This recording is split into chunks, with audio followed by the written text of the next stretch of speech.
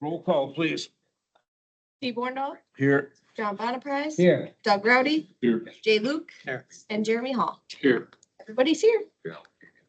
Hooray. Motion to approve the agenda. I move we approve it as presented. I'll second. Motion made and seconded to approve the agenda. Those in favor say aye. Aye. Opposed, same sign. Approval of the minutes from the August 5th meeting. I'll make a motion to approve. Second. Motion made and seconded to approve the minutes from the August 5th meeting. All those in favor? Aye. Aye. Opposed, same sign. Public comment. Public comment. Any public comment? Hearing none.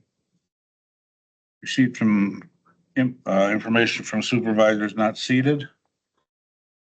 Good there. Fair Society update. The only update I have is they had their kickoff meeting, hoping to start here in, October on the grandstand project. With that, the city of St. Croix Falls administrator reached out, make sure they had the, contact name for the contractor, that the contractor is, responsible for getting the permits from the city. And he was still, not sure if even a permit was required yet, so, but it is on track and moving forward. Okay. I did talk to some of the members of the board about the demolition derby, and it's unfortunate that, you know, they were under the assumption the grandstand would start as soon as the fair was over. So they took that day of the derby to start getting ready and move all those concrete barriers, and then it ends up the meeting wasn't for another, period of time, so maybe a lack of communication on my part that caused some of that, so. Kickoff meeting was later than what I anticipated, so.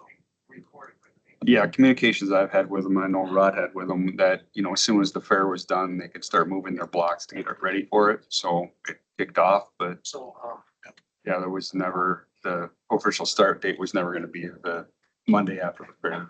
So we're pretty much on for next year, you think? Yes. Did you have a total figure attendance? The fair reported to general government, they had 39,500. I think our record is about 45. Yeah. Also in communication with the fair, they're gonna look at other events to make as much use of the grandstand as they can. So they're open to, any legal, insurable, program that could go in front of the grandstand. So they're communicating to themselves about that and working on that, so. Maybe we'll go back to old times and get the horse pullers back. Maybe. Where it Okay, all started.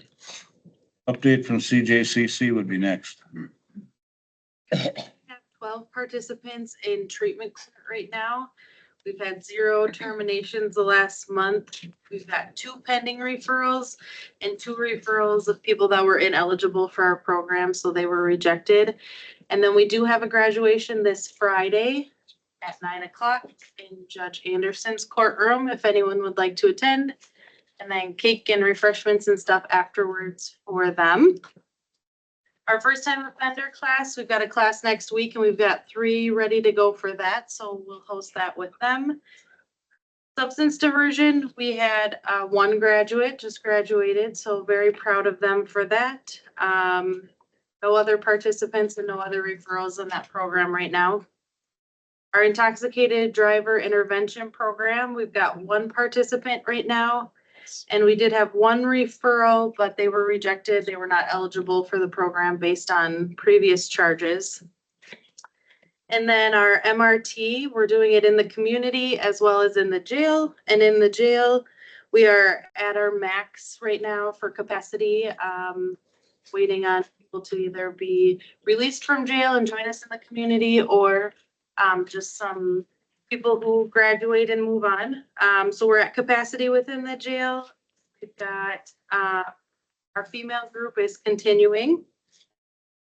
And then our community MRT group, this last month, we had 5 referrals for that. We're doing great with that group. We've got 2 that have come from the jail, 2 more from the jail, and are meeting with us in the community now. So that's really great to have that. We are almost at capacity for that one as well. And then just waiting on a couple more referrals for the women's MRT group in the community to start. So lots going on. Mhm. Any questions or comments for CJCC? No, that's good.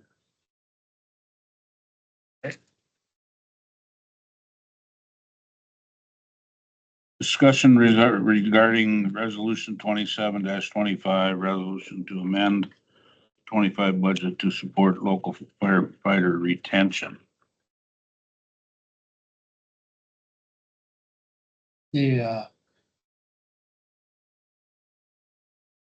You've got some information on this one that you've had personally. More than I care to, I know. but, Lisa and I have been talking and she's found some fault probably in the way this is written.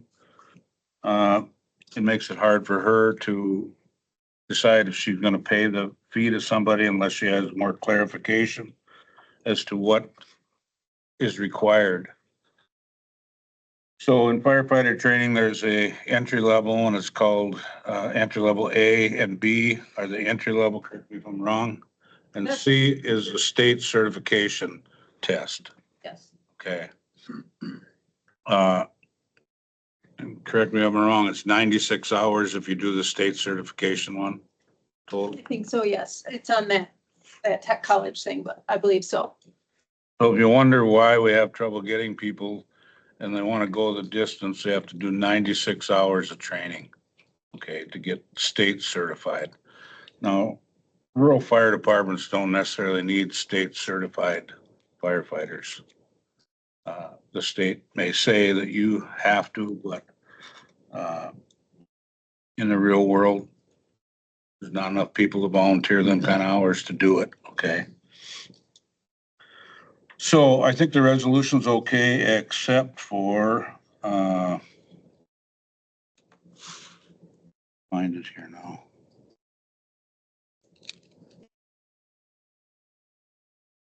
In line 21 through 23, where it reads, the firefighter must also have been with the department for 1 year. Oh wait, I got the wrong line here. That's 18 years old. We're, Line 22 and pass entry level training. yeah, and past that, you got me. But entry level training needs to be classified as entry level A and B. Okay? So that needs to be changed on here. Where is that? It's in line 22. I'm looking at it. Oh, I see. Must be 18 years old and have passed the Yep. entry level training. And so that's where Lisa, she has to figure out, did they do the training or not? So this clarifies that in order to get it, and this is 40 hours, right? Yeah. Entry level, that's still 40 hours of training, so everybody understands. So, we just need to add that entry level A and B training to this. And that'll clarify what she's concerned with. Her and I also talked about how we're gonna figure out when they start. As far as I'm concerned, a letter from the chief or secretary of the fire department states that this person's been on the fire department since this date. So I think we can clear that up and, So, Mr. Chair, would you accept approval of the resolution with the proposed changes? So it has to go to general government because it's a budget one. So this is just for discussion at this committee. I see it says discussion. So ultimately, it doesn't have to go to general government. It can go to whatever committees the chair of the board and the administrator decide it goes to. Could go to general government as well, because it is a budget. So theoretically, it could go there. This committee can't amend at this committee. What the committee could do is move it to the board with recommendation that it be approved with X amendment, Y amendment, et cetera. So you can basically recommend that we approve this with these amendments. Well, yeah, Something- that's what I'm saying. I'm thinking as long as we have the resolution numbers and everything here, we should have, from our board here that we've discussed it. Additionally, we don't have it on for action, so it's on for discussion for today. So you're all discussing the resolution, talking about what you like about it, what you don't like about it, but for today's purposes, you can't move it on.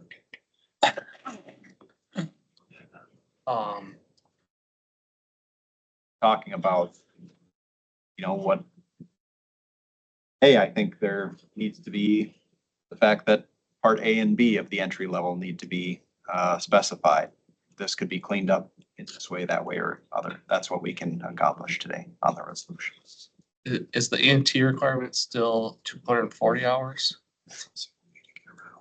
And what is the first responder requirement? Well, Because originally these were for, like, are we apples to apples here? Right.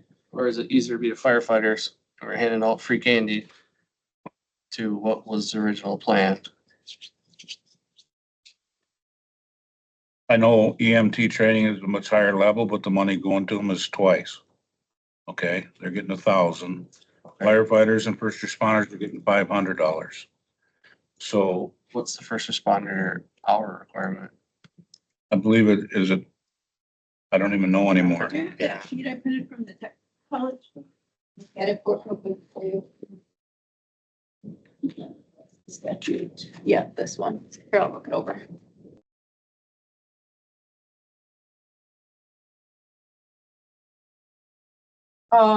So entry level firefighter part A is 30 hours and part B is an additional 30 hours. That meets the state requirements for Wisconsin statute 330.08 for health, firefighter health and safety. And then if you were to go on and get firefighter part C, that's 96 hours, an additional 36 to get the state certification.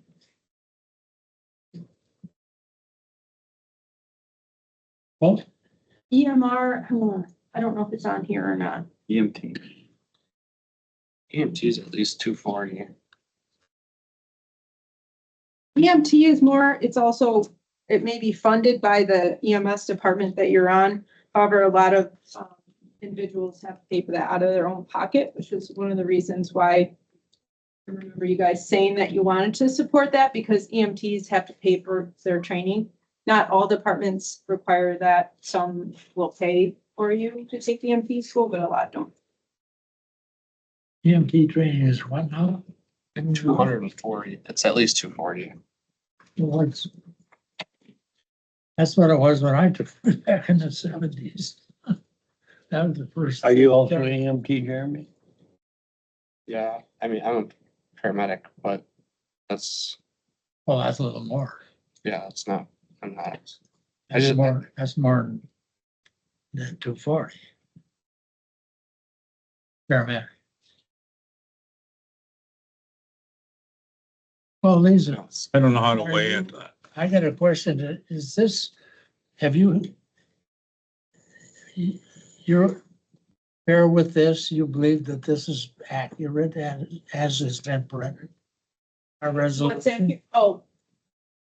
Well, the word entry is. It is, Have you? yeah, I did read that. Participate in this? Making this resolution? The original one I did. I mean, I talked to Steve about this. So whoever, I didn't write that one, but I did talk to Steve.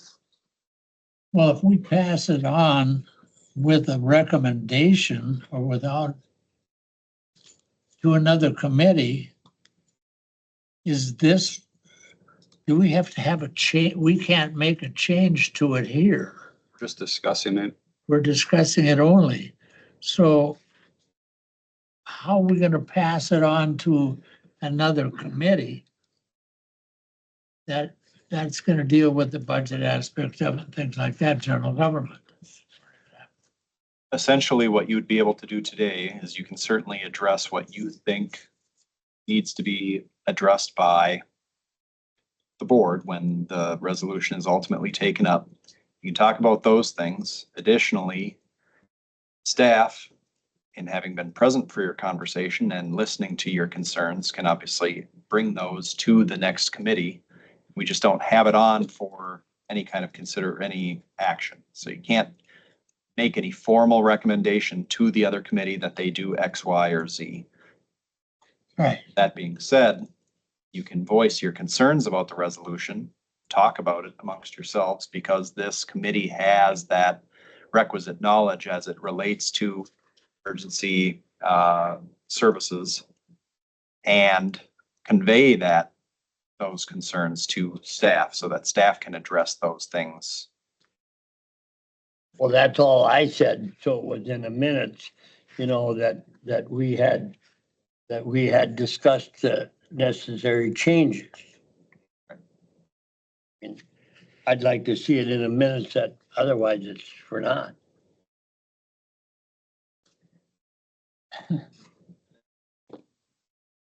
But Jeremy, as far as you're concerned, yeah, so a lot more hours for an EMT, but once they graduate from that class, they're able to go to a full-time job and be paid immediately. Yeah.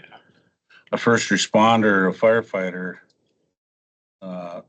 they may make, well, I make anywhere from $350 to $400 a year. Okay, for 100 calls. So No, it looks, That hard to use your It's Christmas different. money. they get paid, they got an opportunity for employment right away out of it. yeah, and I'm just saying, so by looking at what I could just find, it looks like an EMR is a 16-hour class. So a firefighter that does 60 hours is just as capable as somebody that's 16 hours of training. Yeah, It makes sense. when I took first responders, it was 40 hours. Is that the refresher or is that the class? Because I mean, when I took it, it was 40 hours Okay, and It's hard that's to find. 16-hour refresher. Yeah. it might be a 16-hour refresher. 'Cause So I think the it's training is pretty- comparable. It's equal for what, you gotta remember, the firefighter and the first responder are gonna, make very little money compared to an EMT that's now trained on a service. So let's face it, this isn't an endless pot of money. I mean, when this money's gone, this program's gone. So the more people we can get in, Yep. while we have the money, the better. Yep. So that's my view. But so, Counselor, we just end our discussions. Do we make a recommendation? Being we that's an action, so we can't do that, right? Correct. We just Done for end the discussion. conversation when everybody said their piece, And the and then it minutes, goes on. Then the minutes reflect the minutes reflect what we've talked about. what amendments were discussed, what people would like to see different in the resolution, et cetera. With some sort of consensus or just? So this goes to general government. I believe general government is going to take it up. We'll put it on general government for Wednesday. It says general government, public safety, committee 1 or 2. Back. Committees review and recommendations. Oh, on the second page of the resolution. Yeah, Gotcha. but they're the 2 committees that are listed. It hasn't been a general government yet. The agenda goes out tomorrow. It's on there already. The next one for general government. Oh, okay. Me next week. The agenda goes out tomorrow for next. We just can't have two committees making recommendations, actions on the resolution, because if both committees make recommendations on it's essentially approved at that point, because the majority of the county Right. board has already approved it. Right. All right, well, I guess then we Everybody said their piece, we'll move on. Yeah, there's no action to be taken. Update from Public Works. I'll provide the Public Works update with Rod being out. The Clam Falls Dam is 100% complete. The problem with the gates and motors has been resolved. There was a setting issue with the motors themselves. So thankfully it's turned out to be something simple, but the engineers and motor people all had to come in and figure that out. So no motors needed to be replaced or any new re-engineering. It was just some settings. So everything works there now. Recycling, they're working on punch list items. The baler equipment is due to be installed in mid-October. The sign out front, that was supposed to start today. I'm not sure if that happened or not with the rain and stuff moving through. And then the sorting line, that's in the design approval phase. From a park standpoint, we are wrapping up getting some new playground equipment installed at Apple River and D.D. Kennedy Parks. Apple River is all done. We just have to do the site restoration there. The equipment's in, surfacing in place.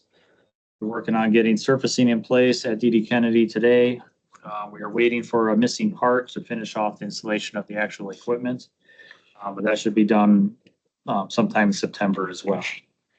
And then some other things we're working on with all the rain and warm weather we had this summer, vegetation has been going crazy. Generally, we mow and spray the Gandy and Stour trails in June-ish, which we did. But you go on the trails right now, you can't tell we did it at all. Everything on the shoulders of the trail is growing back up to 3 feet high. There's stuff growing on the surface of the trails again. It's just been a really good season for growing stuff. And our seasonal staff has not been able to take a break on mowing the grass in the parks either. Normally we get a stretch in July, August where things dry out and slow down a little bit, and that hasn't been the case this year. It's just been go, go, go. So those are kind of prevents us from getting some of the other stuff done that we wanted to get done. But we're chugging along. Playground equipment turned out real nice, so we're happy about that and moving into fall here. So that's all I've got. Do we have, you got money or authorization to do, one mow or two mows on county roads? This is on the trails. We generally just do it once a year, but we are. Then this time of year, we might do some brushing back. We've been doing that on the Stour.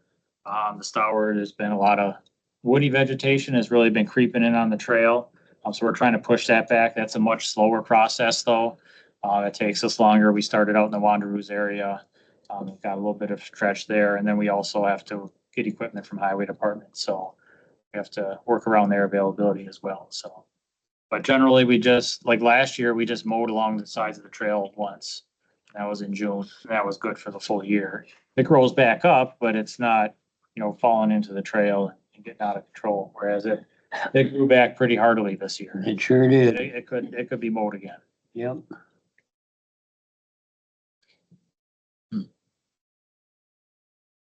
Okay, any questions for Public Works? Comments? Update from Highway. Good afternoon.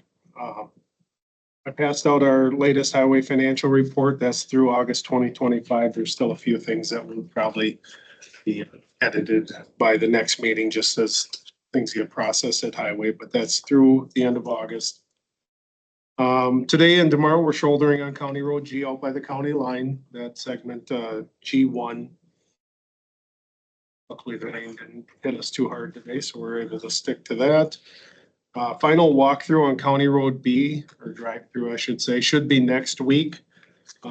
Overall, it's turned out pretty well considering all the headaches we had during the initial phases of the pulverizing and shaping and our first lift of pavement. It rides pretty nice, and if you get a chance to drive that, you should. New guardrail out there, new signs, and new pavement. County Road G2 is still scheduled for mid to late October. Last week, we installed the Bridge 8 pipe for the town of Lorraine. Our striping contractor has finally made it back down to Polk County to finish up some of our seasonal restriping and some of our construction project striping. we also have mowers back out. Like Tony mentioned, the grass has grown really well this year. This fall, I hope to have more time to evaluate our spraying versus mowing and crunch some of those numbers between the spraying and the mowing this year. We're back down south of 8 doing a lot of mowing. That was already mowed once in early July.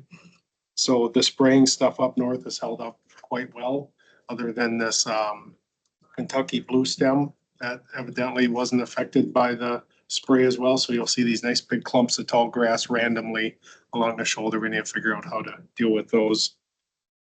Fall commissioner and committeeman meeting will be in October, tentatively the 16th at 9:30 a.m. at the Barron County Highway Shop.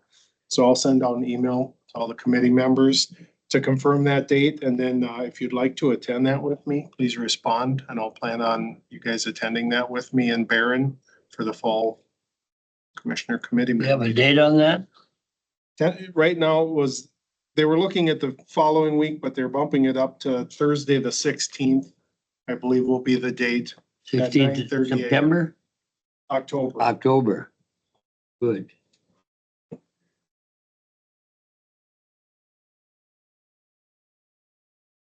All I had, Mr. Chair. I share your thoughts on B. It really does ride nice. A lot of comments from the people up there. Shouldered in trap rock. I mean, obviously the quarry's right there, so they were able to get a price break on trap rocks. They shoulder that entire road of trap rock. And some of it's, you know, There was some thick Yeah, spots. yeah, they put her in there, that's for sure. And it looks great. Guardrails where they should have been for years and great. Any other comments or questions for Highway Commissioner? Moving on to Sheriff Walk then, please.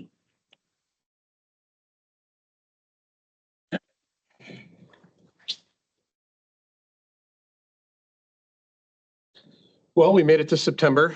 That's always a good thing. It's kind of the end of summer. I always look at as Labor Day, so things get a little more back to normal. September is, as you know, National Emergency Preparedness Month, so we'll recognize that, the work Lisa does, and that's a federal designation. August was extremely eventful. We had National Night Out on August 5th, well attended. I'd like to personally thank Josh Kelch through his food truck for the work they did there, as well as some of our other partners. We had a lot of donations. I ran out of hot dogs, so I got to buy more hot dogs for next year because we ran out, which has never happened before. So it was well attended.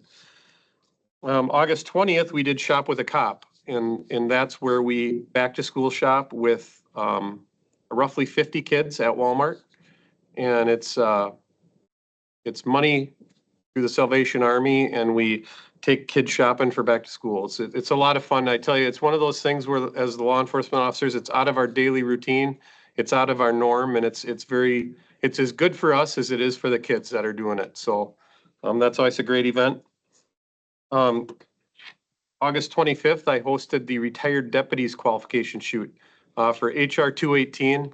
That's the federal law that allows retired law enforcement to carry concealed nationwide. Every year we have to do an annual certification. So we make that a lot of fun, and had about 17 retirees out there. And it's like reliving the past. It's fun to get that group together and hear the stories. And we do that out at the Cushing range, and they allow us to shoot out there. So very appreciative of the Cushing gun range for that. Last Friday, I dug out an old sheriff's jacket from the closet and an old campaign hat and assisted with the fundraiser down at the museum, which was kind of fun. The bootleggers ball, they called it, but not as well attended probably as everyone would hope, but it was a busy night in Balsam Lake with their Corn on the Curb celebration weekend and just Labor Day in general. There was a lot of other. Other than that, it's business as usual for us. And I'll entertain questions. What's our fatality? We've had a couple since the last meeting. Right. I think we're probably at 8. Too many. Too many. Too many. Doug? I just have one question. It's situational, kind of dumb. I was down at, St. Croix to have a test on Saturday morning. And I was there at 9 o'clock and there were 2 squads there. And I'm assuming that they brought people in to the emergency room for probably testing, And what time was that? 9 o'clock in the morning. On Saturday? Yeah. We found our missing person. We had a missing person all last week. And in fact, I went to the hospital Saturday morning too, just to finalize everything with it. But we go to the hospital quite a bit. You'd be surprised how well you get to know the ER staff at all these hospitals. There's blood draws we do, a lot of things with medical clearance. When we find somebody, if they're highly intoxicated or on some substance, whatever, or visible signs of injury, we take them to a hospital for medical clearance too, a lot of the times. I guess that's where my question comes in, because I didn't know why anybody was there. But who pays for the visit when someone's picked up, let's say on OWI? Well, that's just a blood draw process we go through and we get billed for that. Otherwise, if they're in jail and they get medical treatment and that, there's a process for it.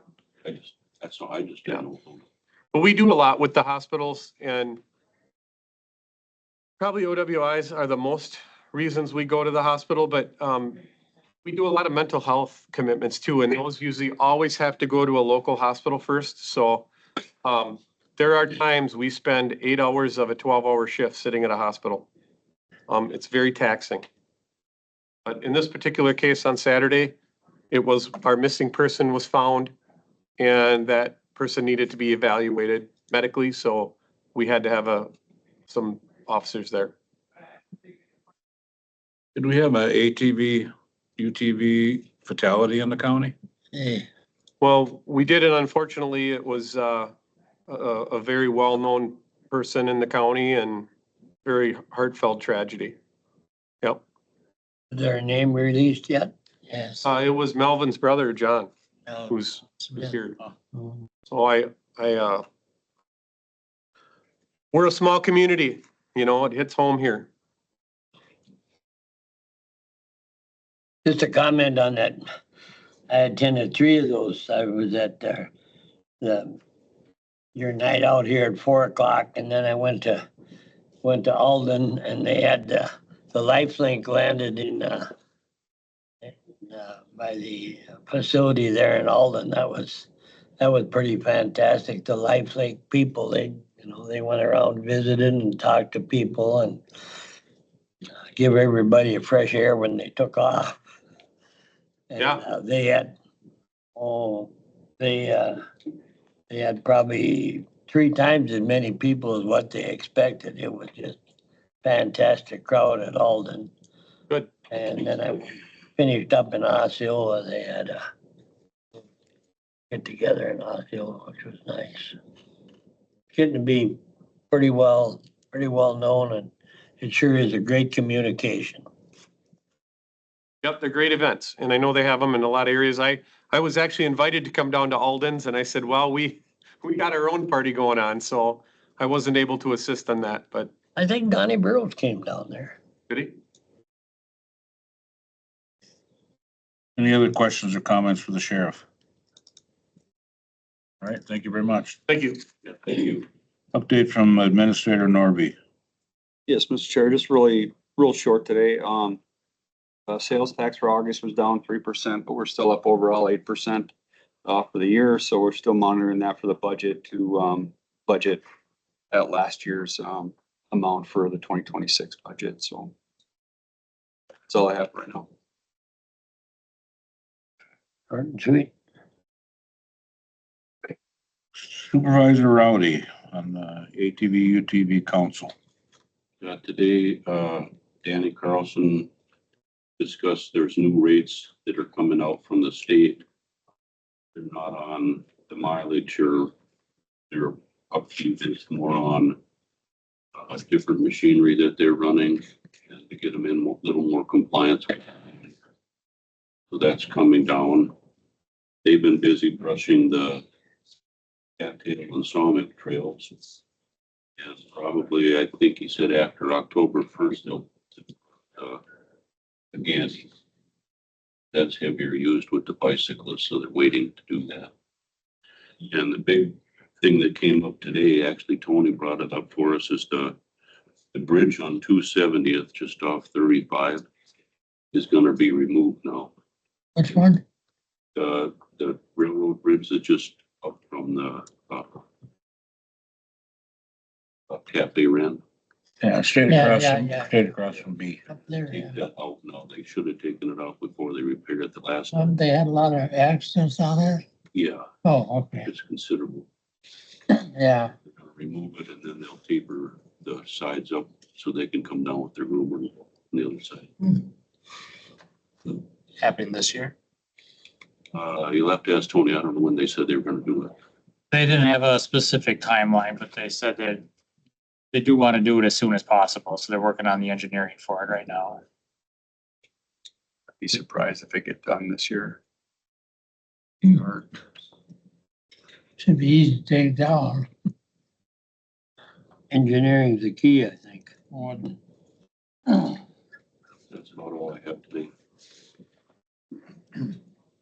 Tony, that bridge, then, what do they do with it? Is it available for other, entities, snowmobile clubs?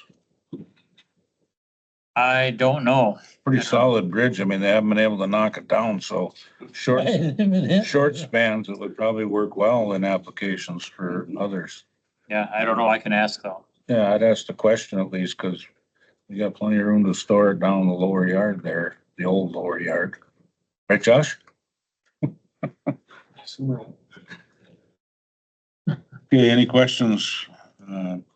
Supervisor Rowdy? Moving on to 2026 annual budget review.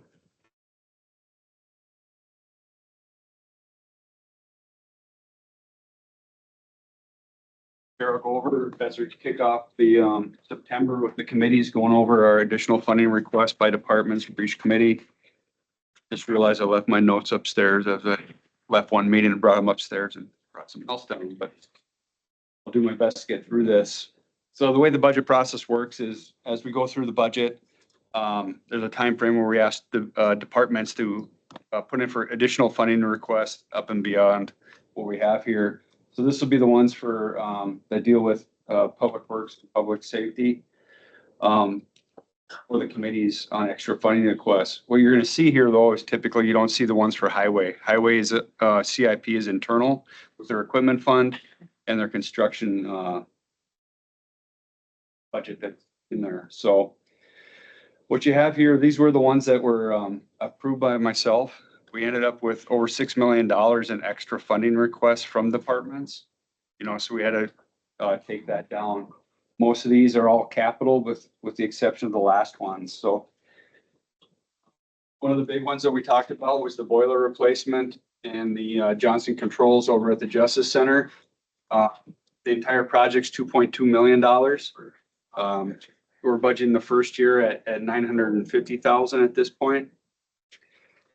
And spreading that out over that. Otherwise we still intend on bonding this year. And another strategy we have is moving some of the equipment forward to come out of the general fund since we added to that and maintaining the general fund. But we still need to keep on our debt set schedule so we don't lose any levy in the future for future boards. So another one is a sorting line for recycling. Those are the ones that we're looking at coming out of the general fund to expedite that project and get that up and running like it should be. Law enforcement has 9 squads for replacement this year at $450,000. Resurfacing the jail showers. This is something that comes up year to year with their inspection with mold. So this will be taking that down and having an epoxy finish put on those showers down there. New squad computers. They're at the end of their life cycle, so the squad computers need to be replaced. They'll be done with the help of the IT department. Parks has a couple things on here. One is a compact tractor with a cab. And the other one is a little further down, side by side. Right now, we're gonna have taken those out of that P-TAG when we move around for that. Recarpeting the child support area out of facilities. The video tech update for the courtroom and the hearing room. This is updating current equipment that's failing on us. We got quotes from Audio Architects for that. 35,000. Some of the operating costs on their parks is changing 2 seasonal positions from a quarter to a half. And what this does is typically when we have college students having our part-time work or seasonal work, they work at a quarter base because we only have them from June through August. That's it. Right now, we're fortunate with parks to have 2 individuals that are retired and can work longer through the summer doing that. So instead of having 4 quarter-hour seasonals, we'll have 2 that can work longer into the season for us, helping with mow grass with that. The last one is pretty forward, 2 cell phones for the DA witness protection on there for $1,000 to cell phone request. I did ask the department heads to look at, to give you an update on what are major changes up and down in the budgets. We did ask for the departments to look at cost saving measures and efficiency measures throughout. So I can turn it over to if Tony or Josh or the sheriff has anything to input on you with that. You'll see all this in the main budget as it comes out and then the funding source on what comes out of what account. We go through the budget. That's strictly county money. There isn't any grants or anything else. Correct. That is all county. So the majority of it's capital. Right now with our capital budget, we're looking at bonding or borrowing $2.2 million. That'll keep us on our debt program and keep our levy flat. The non-operating personnel costs is levy driven, the personnel costs. So. Thank you. Well, this money that was set aside for EMTs, first responders and firefighters, it isn't really a budget issue, is it? The budget approved the total amount. It's in a separate account. Correct. So it's separate from It's separate. everything. It's separate. It's dedicated to that from the budget. Yes. Okay. The resolution you discussed earlier will just reallocate some of that funding to another Okay. purpose. All righty. Where did the funds go from the recycling center fees this year for borrowing 500,000 from our general fund next year? They went for the first phase of equipment on the lines that were already purchased. The first set of equipment went for that. So next year's funds are gonna cover this 500,000? Next year's funds, we'll take it out of the general fund. Our plan right now is to take the remaining recycling equipment to bring it up out of the general fund. And then with the recycling fee, then that starts covering operational costs and building that for future capital projects. And we did take a dive into looking at what would it look like removing properties that have a value or improvement value of $25,000 or less and how that looks. So we have that information coming for general government on how that would work. Because right now it takes approximately right around $900,000 per year to operate the recycling center. Of that is $560,000 is staff cost, but we do have revenues coming in to offset that. So be enough money in that fee to keep us moving, but not overinflate that fund that fast. So we'll have those numbers. We'll have all that for you, general government.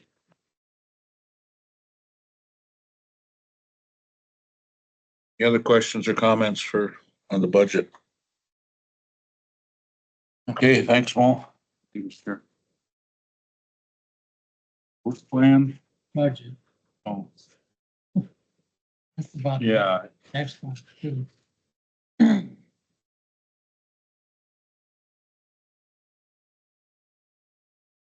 guess that's what we got.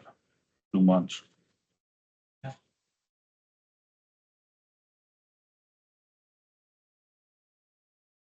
Okay, any subject matters for the next meeting in October?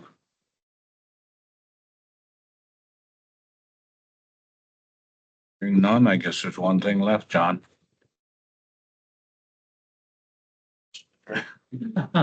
Seconded. Motion made and approved to go home. All in favor? Aye. Aye. It was your turn, Jeremy. Open.